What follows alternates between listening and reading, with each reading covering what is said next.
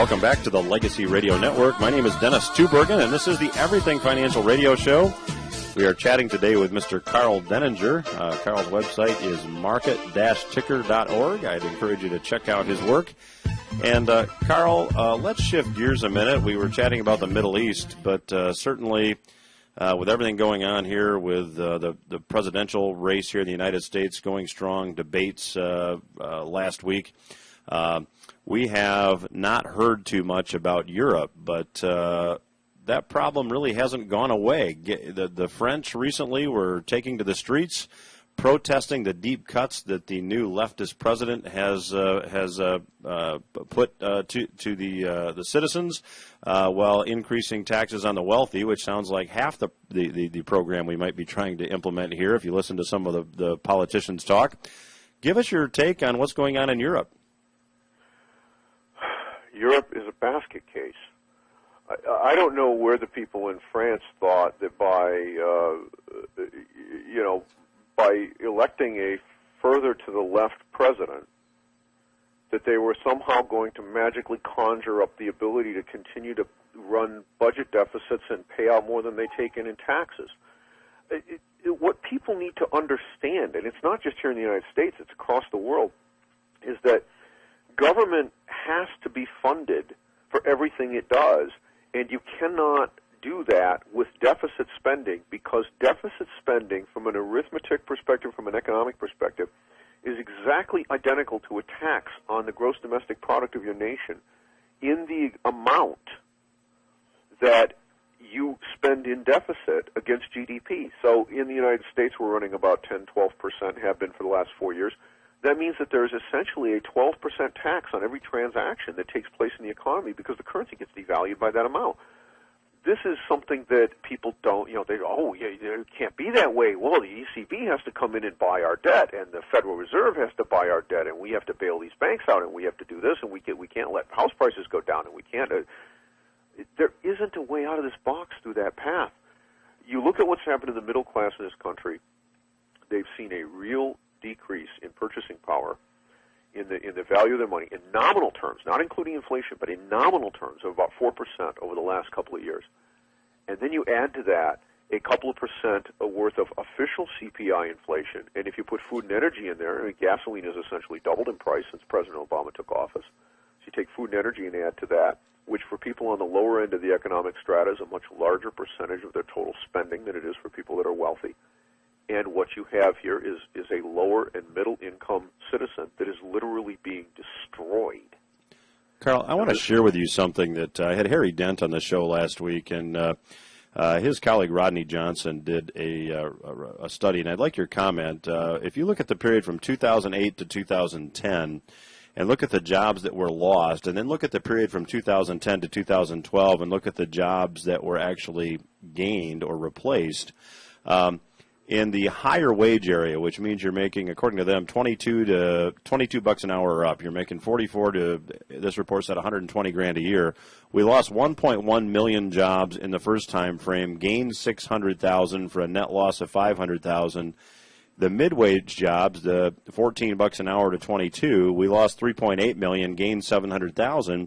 The low-wage jobs, less than $14 an hour, we lost 1.3 million, we gained 1.9 million. It seems like that the jobs that we are seeing being added to the economy are low-paying jobs. So all this seems to just exacerbate the problem. What's your take?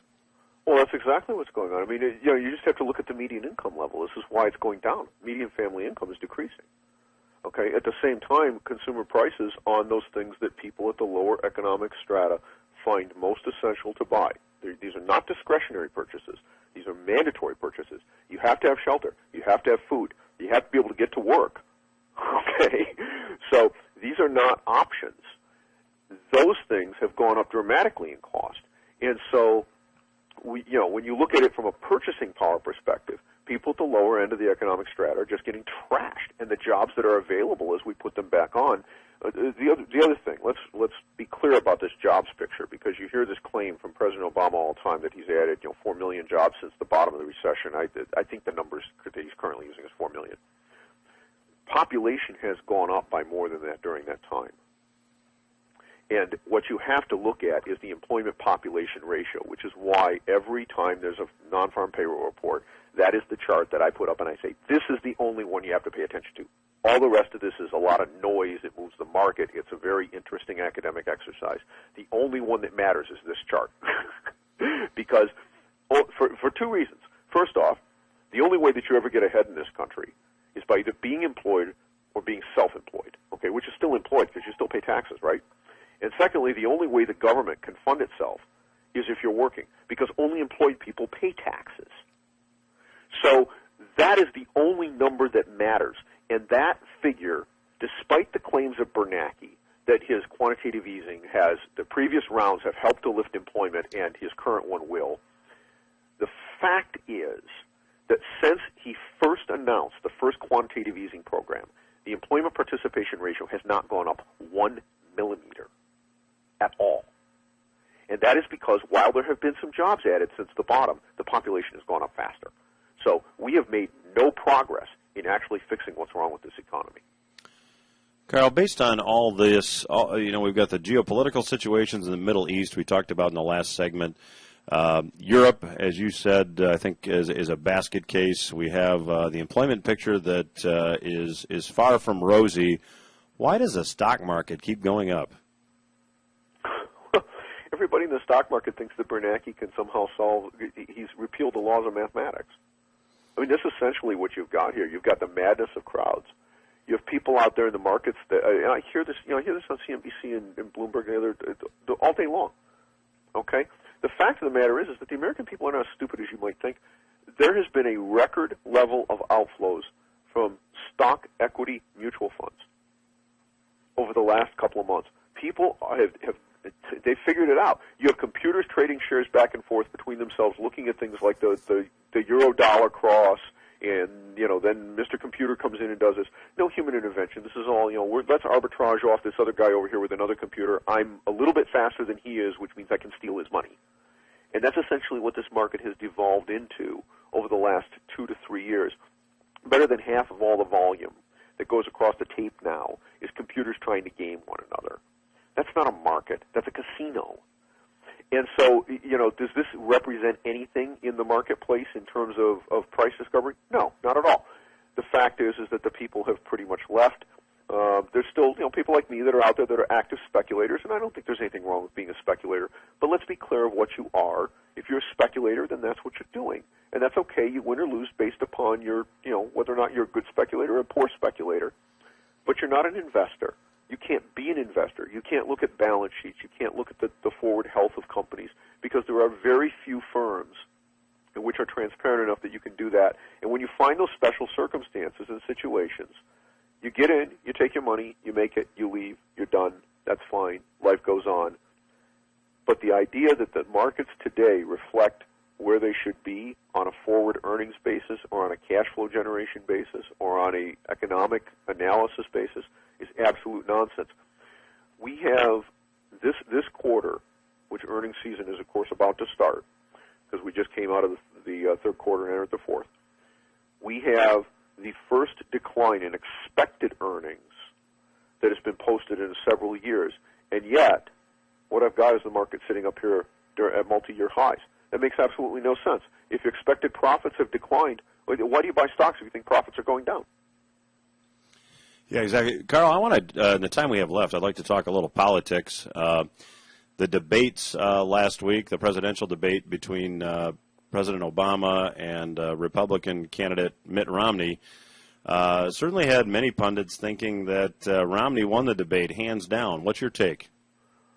Romney mopped the floor with Obama last night. I was shocked at what I saw. If you were just listening, you didn't see the whole thing. President Obama looked like he got run over by a truck.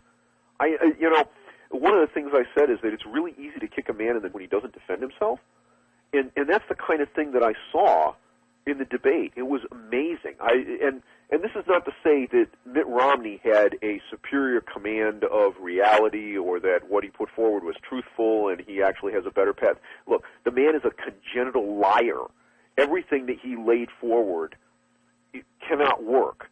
His nonsense about Medicare and Medicaid And by the way, he moved the goalposts on his, those in retirement, near retirement. He moved it from 50 to 60 last night, which is something that I bet a bunch of senior citizens didn't miss. I hope they didn't, because even that, however, is not going to work. But at least it's better than 50, But it was still a lie.